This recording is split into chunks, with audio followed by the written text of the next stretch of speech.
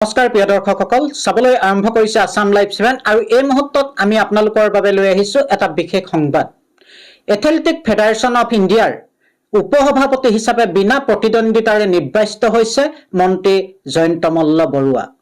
Assam live 7ৰ দৰ্শকক আমি পুনৰ জনাইছো এথলেটিক ফেডাৰেচন অফ ইণ্ডিয়াৰ উপসভাপতি হিচাপে বিনা প্ৰতিদ্বন্দ্বিতাৰে নিৰ্বাচিত হ'ল মন্ত্ৰী জয়ন্ত মল্ল বৰুৱা মন্ত্ৰী জয়ন্ত মল্ল বৰুৱাই চণ্ডীগড়ত হোৱা এথলেটিক ফেডাৰেচন অফ ইণ্ডিয়াৰ বাৰ্ষিক সাধাৰণ সভাত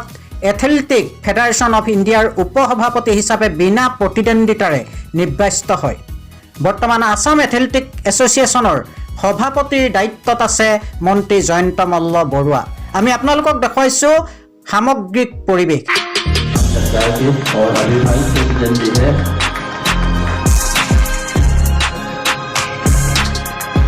जयंत मल्ल बरुआ जी सबसे स्वागत करते हुए